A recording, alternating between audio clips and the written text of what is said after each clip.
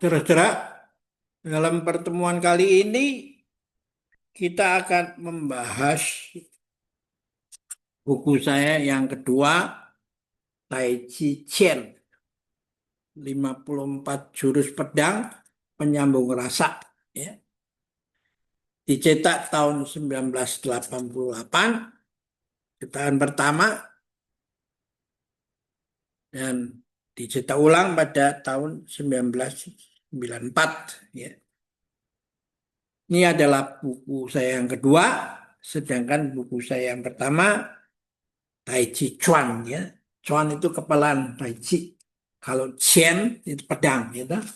Ini dicetak 1986, jadi kira-kira 40 tahun lalu, dan dicetak beberapa kali dicetak ulang, ya. Nah, dalam buku Tai Chi Chuan ini, pedang ini, ada satu kisah menarik yang bisa menjelaskan pertanyaan yang banyak pertanyaan yang masuk, Pak Yusuf. Apa itu sebenarnya yang disebut manajer pisang Ambon itu? Karena mereka pada bertanya-tanya, apa sih bedanya manajer pisang Ambon dengan the top of management itu, ya? Nah, ada satu kisah menarik yang saya bacakan aja karena kalau saya cetak ulang sudah keluar biaya, nggak ada yang mau baca karena zaman sekarang kan orang sudah beda tuh. Kalau mendengar dia masih mau, dan juga waktunya nggak boleh lebih dari 10 menit lah, ya. Nah, ini saya usaha untuk membaca ulang buku-buku saya dalam waktu 10 menit. Bahkan kalau bisa kurang. Baru saya menggunakan waktu yang lebih ketika saya menulis di majalah Manager Scope. Suatu majalah yang elitis, cetak sangat apik, bagus, artistik. Ya, saya menjelaskan mengapa saya memilih tema itu. Sehingga waktunya bisa suka molor, ya, 20 menit bisa. Tapi ya sudahlah, sekali-sekali nggak apa toh. Nah, saya mau bacakan demikian. Ada seorang ahli pedang yang begitu terganggu karena di rumahnya banyak sekali tikus. Mereka bahkan begitu berani juga di siang hari bolong untuk mencuri apa saja yang bisa dimakan. Kucing miliknya tidak bisa berbuat apa-apa. Demikian pula kucing tetangganya yang terkenal pandai menangkap tikus itu. Setelah dipinjam, malah balik digigit oleh kawanan tikus dan lari tunggang-langgang. Jadi dari bait ini aja kita sudah melihat, wah, luar biasa ini penciptanya analogi ini atau metafor ini kan luar biasa ini, ya. Kita lanjutkan.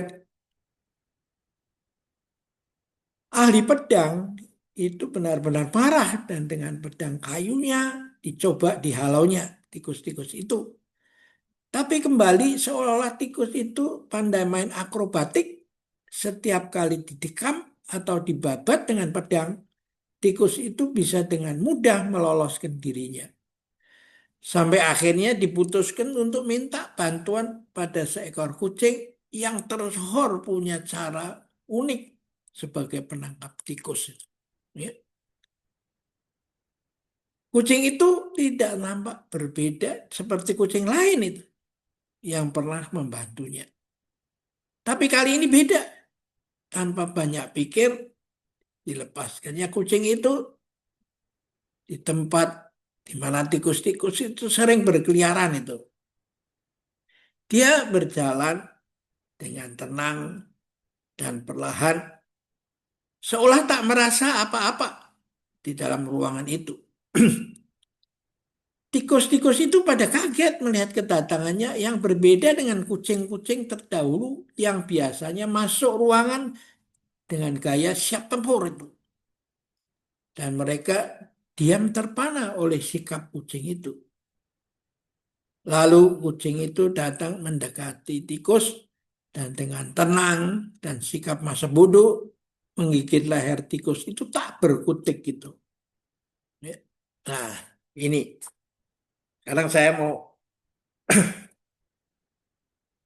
menjelaskan apa bedanya sekolah manajemen yang dikatakan modern dengan the talk of itu. Dalam sekolah manajemen yang modern, Anda diajar berpikir kegiatan otak sesuai dengan konsepnya cogito ergo sum. Saya berpikir karena itu saya ada itu. Nah, sedangkan the talk of itu pendekatannya beda. Dia mengatakan setiap hari satu langkah meskipun perjalanan masih ribuan li dan kita belum tahu apakah kita bisa mencapai ya seperti apa itu dia juga nggak terpikir itu ya yang penting melangkah ya. Nah, Pak Salihin dari fakulti member dari Forum Manajemen Prastia Mulia ini menganalisanya begini, menulis dalam tulisan Forum Manajemen Prastia Mulia yang diterbitkan tahun 2001 ya atau tahun ke-15 kan sudah 15 tahun setelah berdirinya sebagai akibat daripada peristiwa 1965 loh. Semua konglomerat dikumpulkan dan disuruh menyumbang pendidikan sekolah pendidikan manajemen ini kan yang mulia. Dan dia menjelaskan bahwa manajemen barat itu ya hanya kegiatan bikin analisa kota-katik ini. Tapi ketika dipakai seperti pisau yang plastik itu hanya bisa memotong timun, tapi ketika ketemu benda yang keras, ya patah itu. Menurut analogi Zen itu, ya toh. Zen itu menarik karena dia pandai menciptakan analisa apa kata-kata yang begini ya, yang membuat orang aha.